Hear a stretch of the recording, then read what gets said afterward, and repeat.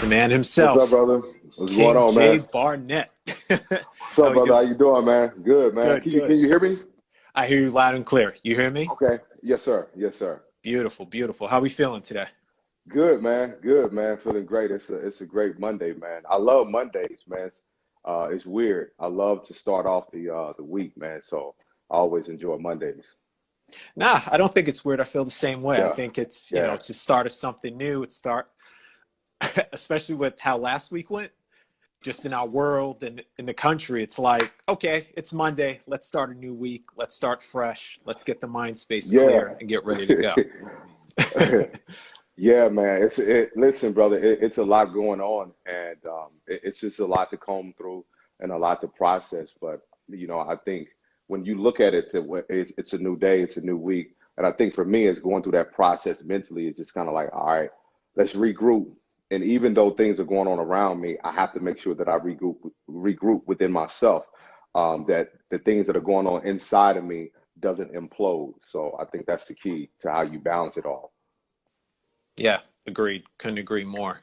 So Yeah. one thing I wanted to just rewind a little bit. Firstly, I wanted to give all the Black Love fam a little background on you and Yeah. the reason I'm excited to be talking to you today.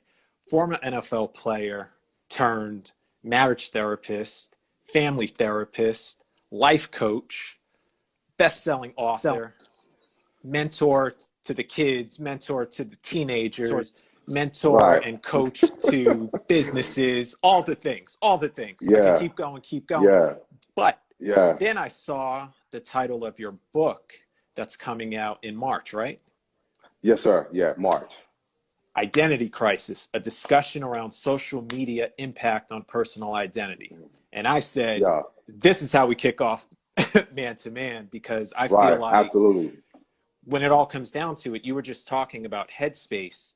And I feel Hmm. like social media is just so impactful, whether we're getting our news, whether we're influencing ourselves, whether we're creating the avatar of who we think Hmm. we are or who we want Yeah. to be and how we want to project Exactly. ourselves out there. And then Exactly. all that aside, then you and I and the Black love community have something else where we have to deal with Black identity. And you and Right. I in particular have to deal with maleness and being a Black man in Right. this country. So it's like all Absolutely. these layers, and it all Yeah. all stems from this social media thing that is Right. it's a part of our life that's not going to go away anytime soon. Yeah. Yeah.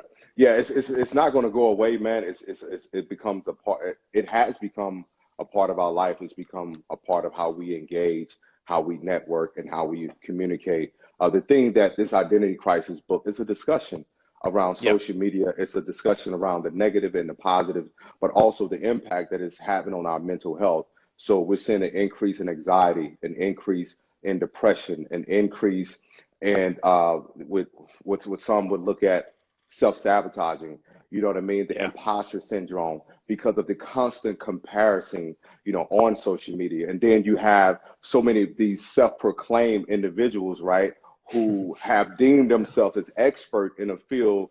They have no education, no real experience, and no validity to what they're saying. And so it's so many different messages that are being pushed out. It's been pushed out by people that have been hurt, pushed out that people who have kind of maybe had some success in an area, and all of a sudden, they're the expert. But then you have these trolls, you have, all of these different messages that are coming at you.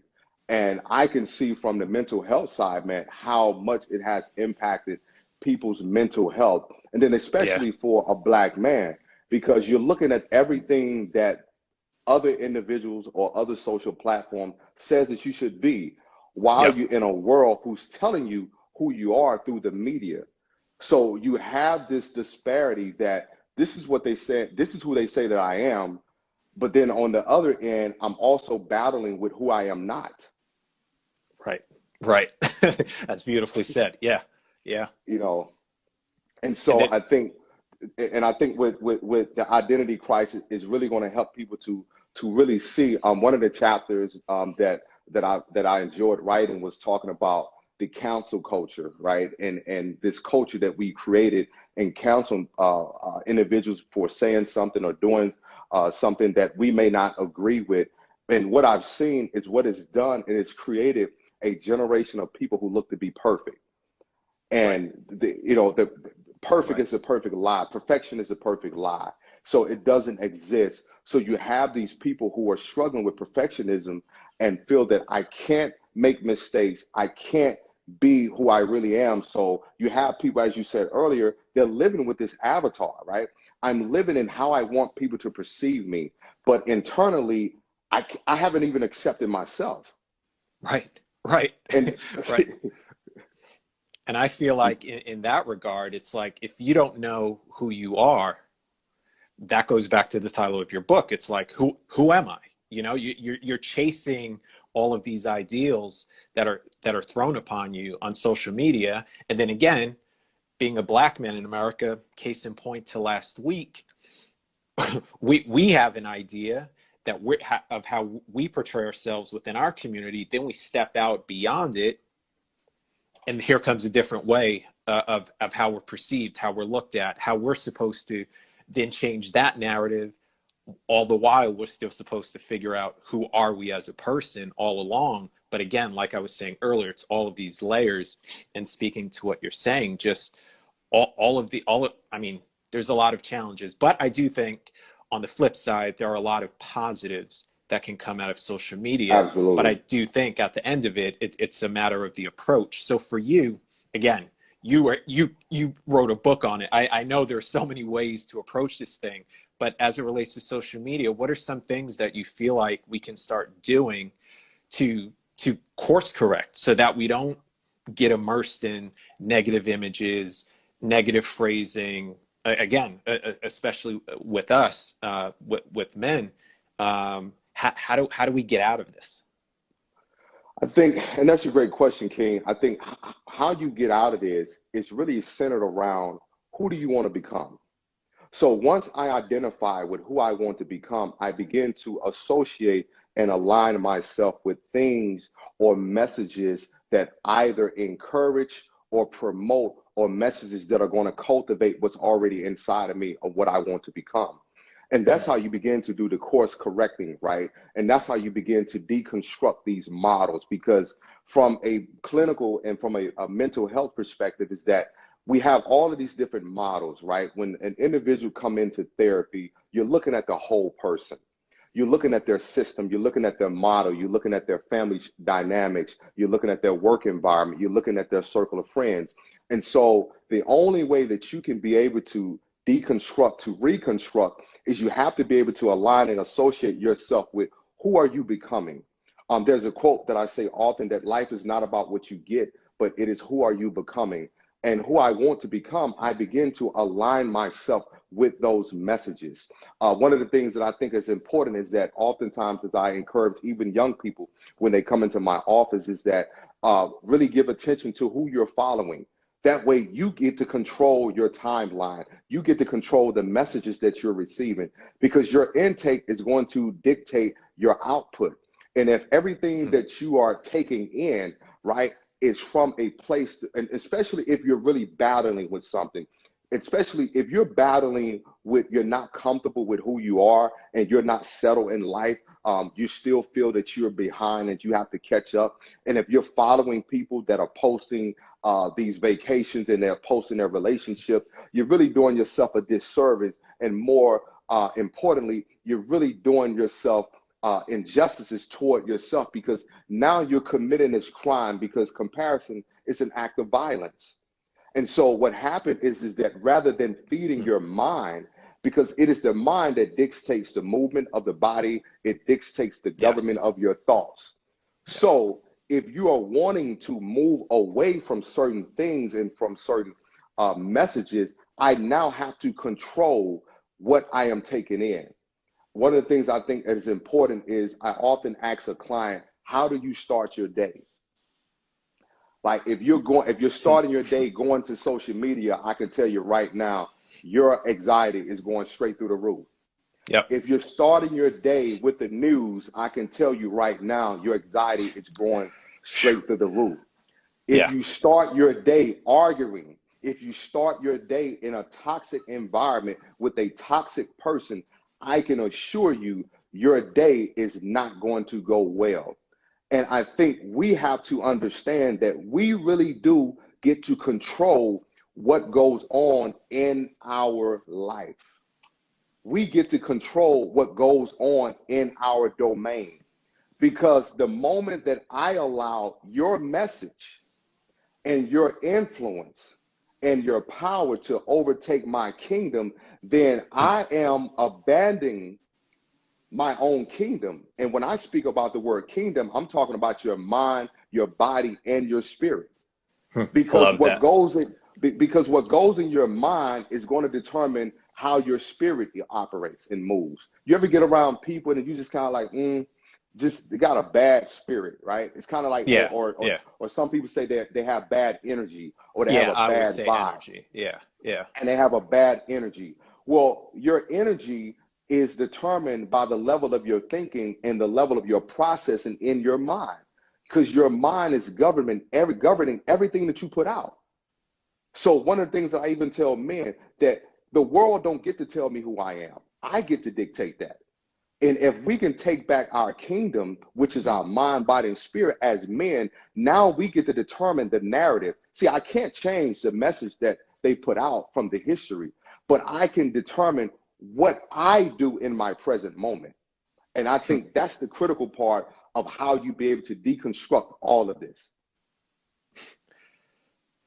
You just gave me a sermon. It all hit. I saw a lot of feedback in the comments that that are just, this message is hitting, and I love that. For me, I'm a big believer. One quote I came upon years ago. You just said it beautifully.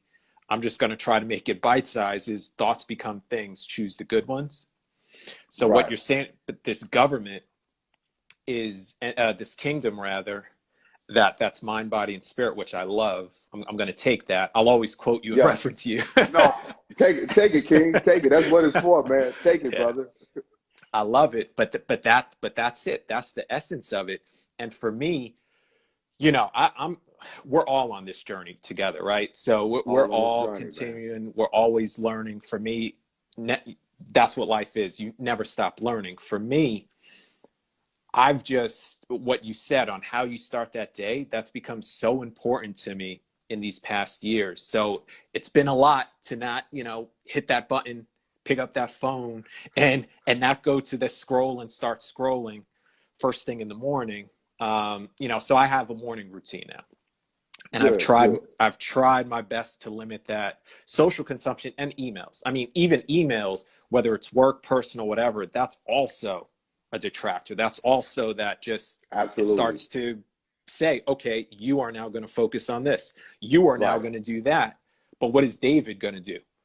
What's King Exactly. Jay going to do? You know what I mean? So Exactly. I'm a big believer in that. How do you start that day? So what are some things you do? So one of the things that I do, man, that I really love is I really like to start my day silent. Like I love silence. I think two things that are important in order to recenter yourself is solitude and silence. So Mm, solitude is to be able to quiet things around you and to bring that centeredness to that to recenter yourself. And that silence is being able to be present in that moment while blocking out outside noise and distraction.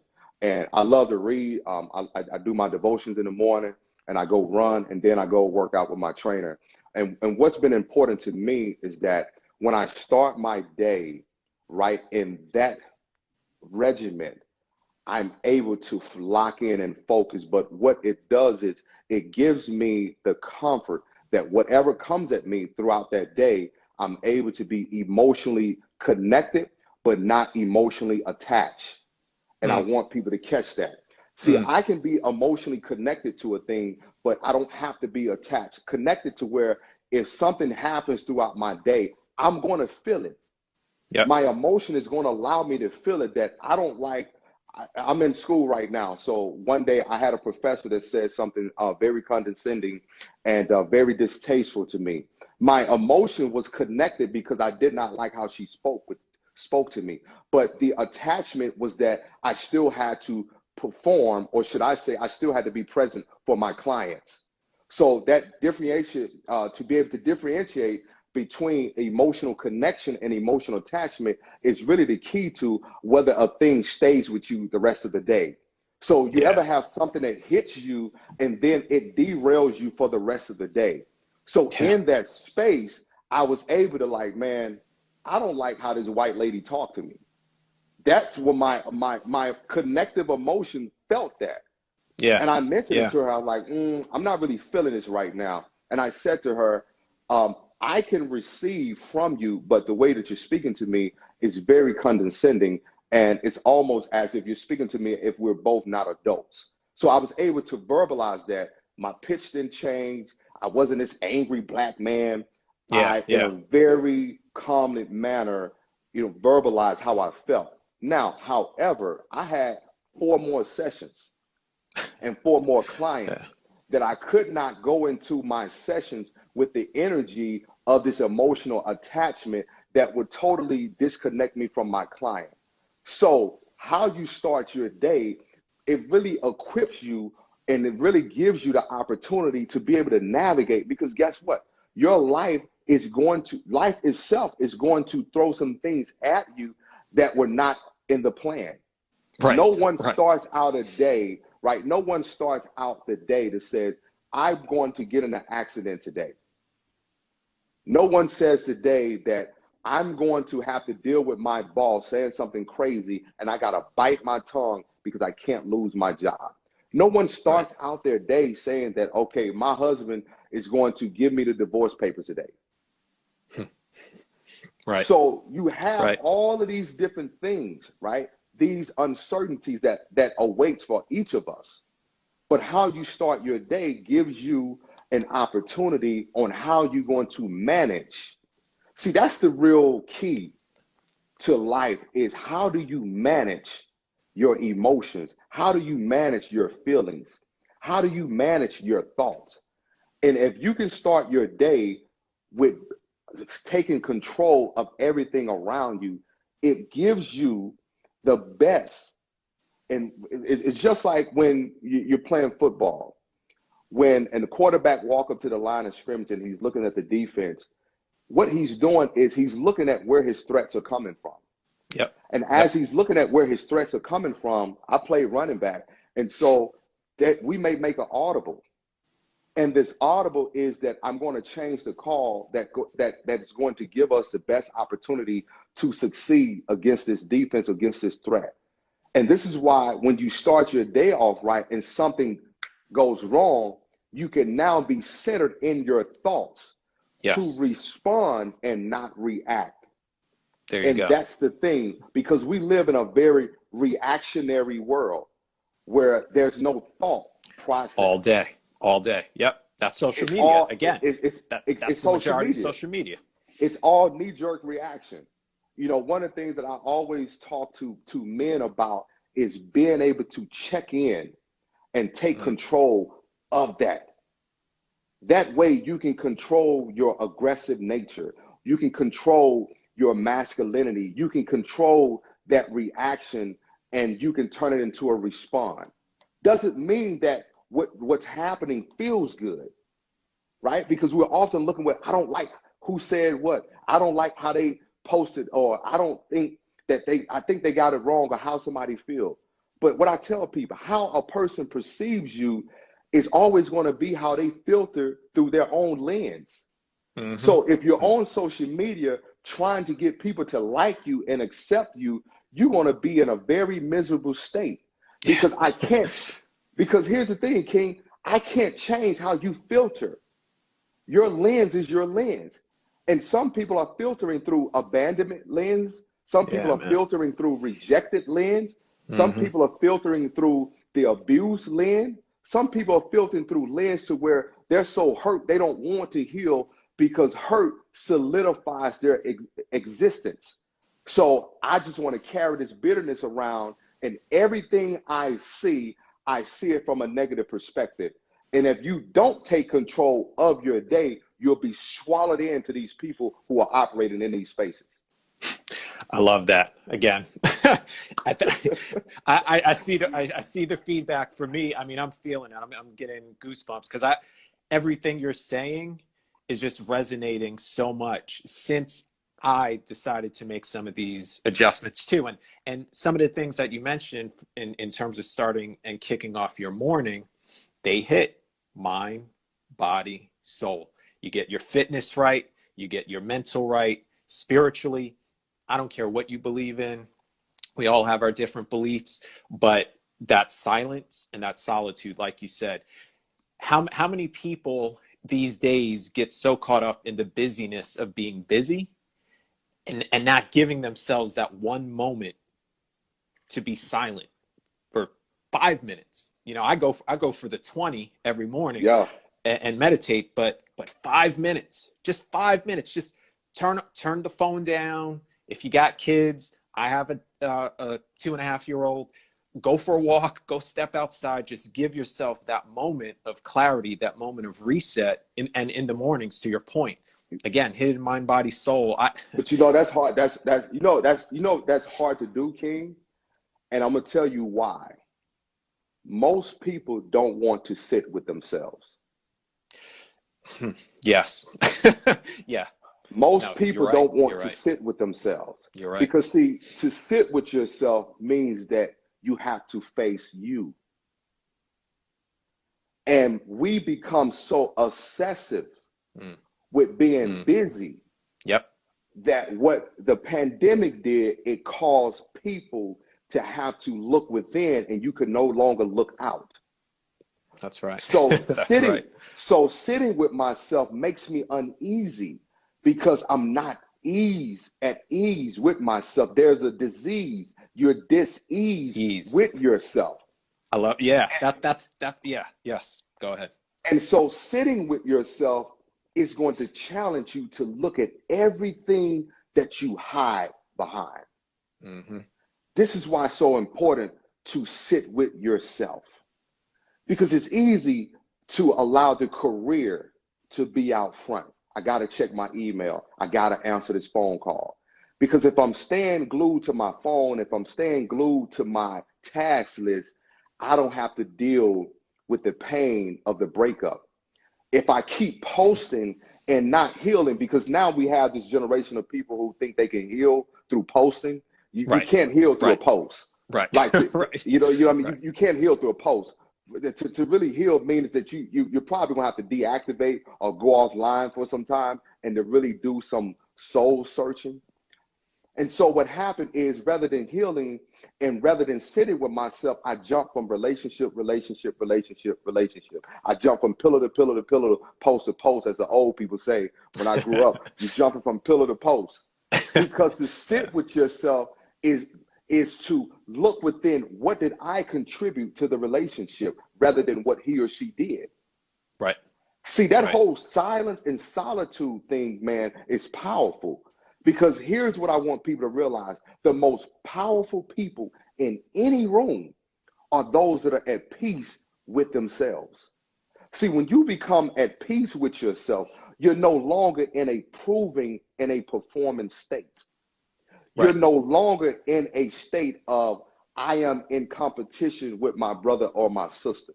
That I can That's look right. at you and call you king, and I can say I love you, and I can see you as a king because I've done the work on myself to see myself as such. But see, when you haven't sat with yourself, it's hard to look at the good in people, even when they're acting out from their pain and from their hurt.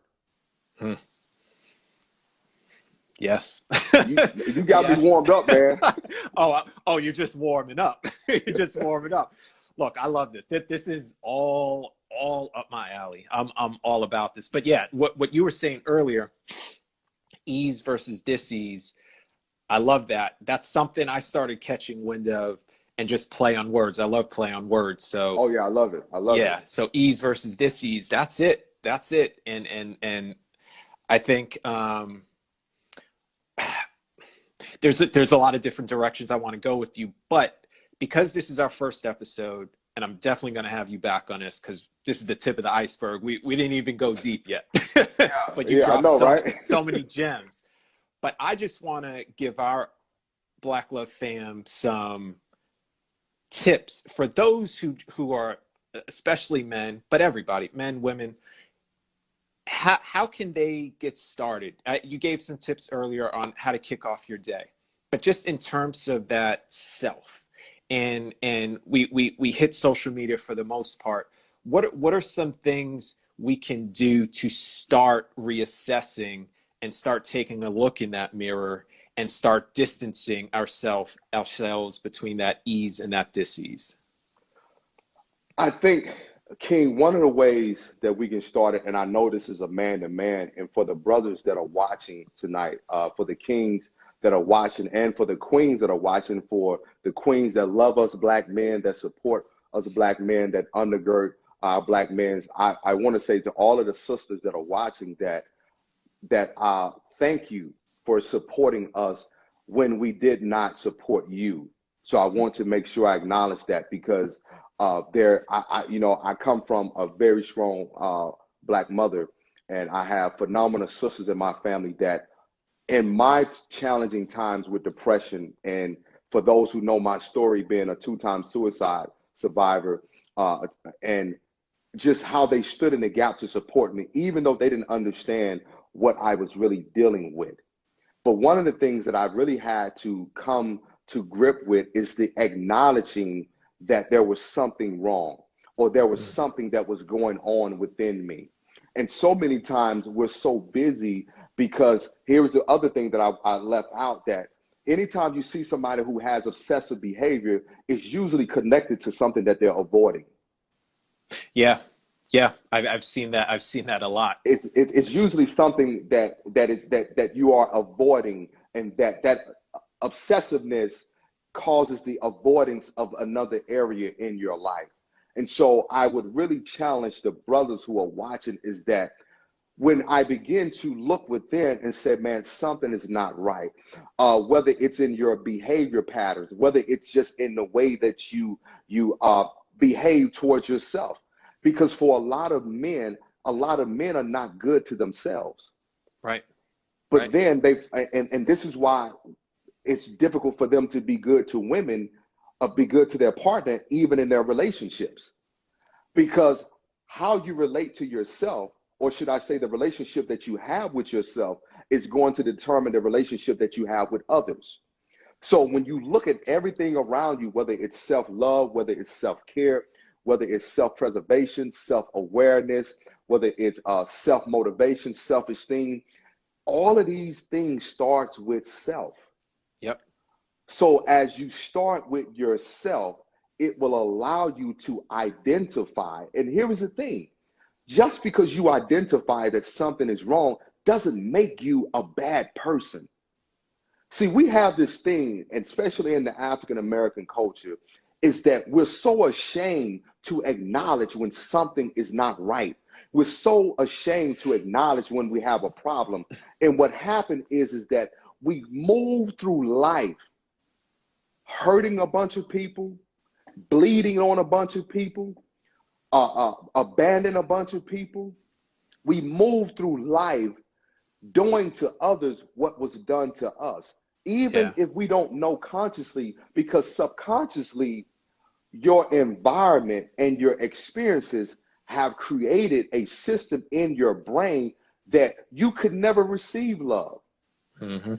So if someone comes in to love you, someone comes in to really support you, and someone comes in to really be a teammate and to really lift you up, you don't know what that looks like. So you would interpret a good thing as a bad thing, because Right. sometimes you can read good text with bad eyes, because again, you Yeah. are filtering through your traumatic and your trauma lens.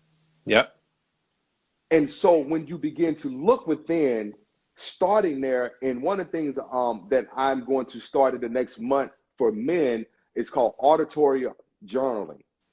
And what it is journaling through voice memos. Huh. I like that. And this is going to really help a lot of men, because, it's hard for us as men to really express. Yeah. Who I am today, Ken, I could tell you it's been, almost 10 years of therapy, because I was a very quiet, I was very withdrawn. I was not this person that could speak. I'm very introverted. introverted because even when I'm not speaking, I choose not. I'm very quiet in my family. But what I learned when I was able to speak into my voice memo, it really helped me to be expressive with my thoughts and feelings. And I think that can work with male or female because not everybody's going to write in a journal, you Sure, know. sure. Yeah. I love that. Well, you're so again. So I just keep feeling again. We're doing a part two, probably 3, 4, 5, but you touched upon therapy, and you also touched upon the fact that you touched upon the difficulty within the Black community to be able to deal with fault, deal with being wrong, dealing with uh, the trauma, and as men, not willing to share it, and most men internalize, and we never externalize this. So it makes it even more difficult to get to the point you got to, thankfully, past those suicide attempts, so that we can speak Yeah. today, and you can spread Yeah. this beautiful Yeah. message. But to get to that point of therapy, and therapy for 10 years, what was that trigger that allowed you to start? Because again, it's so difficult. I myself, I've been told a number of times I've yet to have a therapy session. I've chosen a lot of different avenues, and maybe therapy is that one that's going to be this big breakthrough. I don't know. Yeah. I'm Yeah. open to it, but what got you there? What got you to finally say, let's do this therapy session, and Right. then go for it for 10 years? So I'll tell you this, King. So have you ever seen the movie Antoine Fisher? Yeah, yeah, So when I was in grad school, I did a paper on it because we had to watch a movie and break it down. But as you were watching the movie, you had to conceptualize what was going on. So you had to identify with the disorder of what was going on. So of course, as you watch Antoine Fisher, you realize that he's dealing with a lot of PTSD from the sexual abuse, right? He was yeah, a foster kid. So when he's going to Denzel Washington, who is a psychiatrist at that time, and he's talking to him, and he's going, I think it's on his first session, he didn't say anything. His second session, he didn't say anything. But the reason that he didn't open up to Denzel, as a lot of times we as men don't open up, is because he did not trust the space, right? When we don't trust the space, I am reluctant to being open because I'm not sure with what you're going to do in this space. right, And right. that's one of the reasons why men don't open up. There's a quote that I say, a man will open up to the woman he trusts, and he will talk to the man that he respects. Yeah, that's facts. I'm Yeah, gonna say that yeah. again. A man would Please. open up to the woman he trusts, and he would talk to the man that he respects. And when there's respect, because as men, we interpret respect as love. Yes, yes. That's why, and I'm not being biblical, but that's why the Bible never asks, right, for the woman to love the man. It was the other way around. That's right. Yeah. So, because respect means us. So, on the third visit in the movie, you see Antoine Fisher opens up to him because Denzel asks him this specific question, right? About it was something about his childhood, and that triggered it. So, what triggered it for me, because it was similar, and I hadn't seen the movie when I started therapy at the time. So it was like on my third session, we would sit there, and the guy would just say, "Man, whenever," and it was a white guy. He would sit there and it's just like wouldn't say anything. And one day he asked me about football. And when he asked me about football, tears started flowing down my eyes, and I broke down. And he says, "How do you feel about football?" I said, "Well, I feel like a failure because I got to the NFL and it didn't work out the way that I did." So he said, "Give me some words that kind of describe you right now." I said the word failure, I said lost, and I said inadequate. I'd never forget this. And he had me, he said, "Write those words down." And he said, "I want you to look at those words." And when I wrote those words down, I began to attach the feelings that were connected to these words. And that broke something in me, because here's what those words were attached to. See, like most men, we find something to self-medicate, to cope. Sex, pornography, alcohol, weed, chasing money, cars, all of those things are what we use to cope.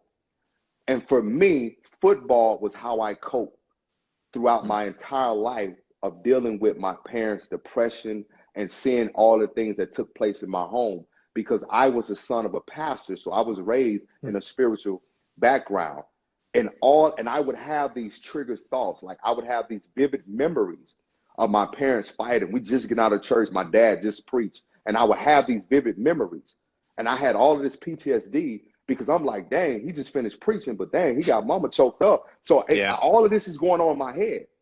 And football allowed me to escape that place. So when football ended, that's when I felt that my life was ending. And so when he opened that and unlocked that, what he did was, and this is why therapy really is effective, he reframed it. Sometimes you just need things to be reframed. And how he reframed it was, could it have been that football was just a vehicle to get you to the next place in life? And so, and what it did, it made me think. And then I began to process and began to really peel back the layers, because there was so many layers that I had to peel back. But that's what therapy does. But so many times what we are doing to our wounds is we're trying to put a Band-Aid on a bullet wound. And sometimes, man, you need to get on that tourniquet, and you need to let somebody do a surgery on your heart. You need to let somebody do a brain transfusion on your mind through therapy, because your brain and its plasticity has changed according to whatever you experienced and whatever you saw. Yeah. And from that, man, that's when I started unlocking, like, damn, all of this shit makes sense right now. Yeah. Yeah. You know what I mean? So, yeah. I ain't mean to go that deep, man, bro. No, but again, this is a safe space. This is a vulnerable space, and that's what we want to do with this show. And I'm glad, again, that you are so open, you are so vulnerable. I know that's why what you're saying resonates deeply with me. It's resonating with our audience, and it's going to resonate as we continue on. It's going to resonate when that book comes out in March. And I'm looking forward to the what did you call it? The auditory journaling. I'm gonna look out for that, because that sounds beautiful. But what you just explained right now, if this doesn't hit to take up therapy, like right now, I'm ready for the reframe. So I'm ready to get on board for that. But I mean, you just provided within this time so many gems, so much food for thought. We're gonna make sure to have this available on demand for our entire Black Love fam that couldn't join us right now. And for those that did, to revisit and enjoy, replay, take the notes. I'm going to take some notes. We're going to make sure to connect again, Jay, because, again, we just scratched the surface. Looking forward to having you back. Look forward to the book. Look forward to the auditory journaling. I'm going to keep a lookout for that. Definitely want to talk to you more. Yeah, this has been a beautiful opening conversation. I could keep going. I could keep going. We gotta, like I said, we gotta figure out how to do a part 2 very soon. Absolutely, man. And then also too, for the audience, I'm on Taraji's show, Peace of Mind. And my episode airs in a couple of weeks, and talking about being a Black therapist. I think it's really going to be a powerful episode. So absolutely. Yeah. I'm gonna tune in for that as well, brother. Yes, sir. I appreciate all the insight. We're going to connect soon. Family, we're going to get this man back. King J. Barnett. Look out for the book in March. Auditory journaling. Brother, it's been a pleasure. We're going to talk soon again. So let me, I guess, let me Yeah. sign off with that. Okay, King. Yes, sir, Love man. to you, Thank you for brother. having me, brother. Love to you, Absolutely. man. Many blessings to you, man. Keep doing great work, brother. Thanks, brother. You do the same. We'll talk soon. Yes, sir. All right.